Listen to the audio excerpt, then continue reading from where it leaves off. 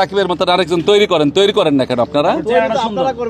আমরা কেন তৈরি করতে যাব? তৈরি করে কি বাস খাবো নাকি বারবারে? আর না নেড়ায় আর বেলতলা যায় না, এখন হলো ডান্স একটা তৈরি করবেন। সাকিব খান দেখতে সুদর্শন, সাকিব খান দেখতে সুন্দর, সাকিব খান দেখতে লম্বা, সাকিব খান ভালো নাচে, ভালো গান গায়, ভালো অভিনয় করে, ভালো ফাইট করে, ভালো হাঁটা চলার করে, তারপরে মেয়ে দর্শক অনেক বেশি আছে। তো সাকিব তো সুপারস্টার হবেই। সাকিবের মতো আরেকজন তৈরি করেন না কেন আপনারা?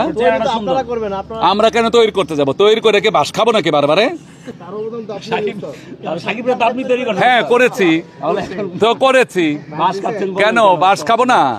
বাস খাবো তো, বাস খাবো না, ওরাই নাই তো আমি বেকার হয়ে গেছি। হ্যাঁ আমি ওরে যেদিন আনছি, ও যেদিন ডান্স ডিরেকশন দিছে, ডিরেকশনে ও যেদিন সুপারস্টার হিরো হয়েছে, তখন থেকে আমি বাদ। আমি আমার সমিতির প্রেসিডেন্ট, আমি আমার জায়গায় আছি, ও ওর জায়গায় আছে। দ্যাটস না, ভালো লাগে না?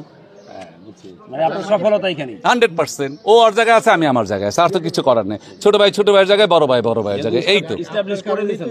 হ্যাঁ স্টার হয়েছে, স্টার হইতে হলে খোদা লাগে, প্রদত্ত খোদা আছে। খোদা যদি ওকে চুল ধরে টানে আর আমার মতন বান্দায় যদি ঠ্যাং ধরে টানি, কোনো লাভ হবে না। খোদায় যখন চুল ছাইড়া দিবে তখন এমনি পড়ে যাবে, যতক্ষণ খোদায় টানবে ততক্ষণ উঠতেই থাকবে। আমি আর তুমি কিচ্ছু বলে লাভ আর না, নেড়ায় আর বেলতলা যায় না, এখন হলো ডান্স একটা তৈরি করবে। সাকিবের সম্বন্ধে কোনো ইন্টারভিউ দিব না, তারপরে সাকিবের সম্বন্ধে আবার জিজ্ঞেস করতেছে।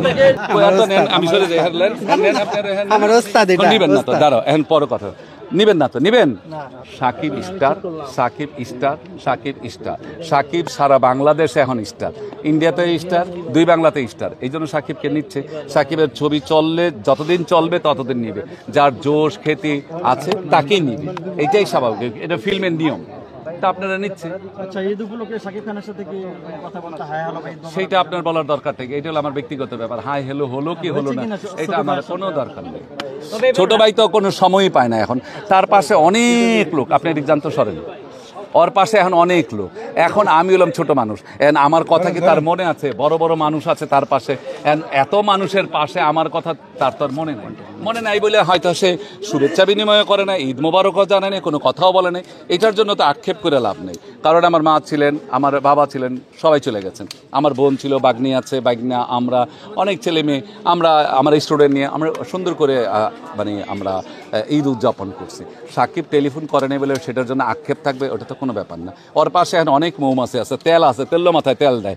যখন তেল ছিল না তখন আমি ছিলাম, এখন তেল আছে তাহলে আমি নাই, তাহলে অসুবিধা কি? কোনো ব্যাপার না, তেল তো আছে, আল্লাহ তো ওকে ভালো রাখছে। এনাফ।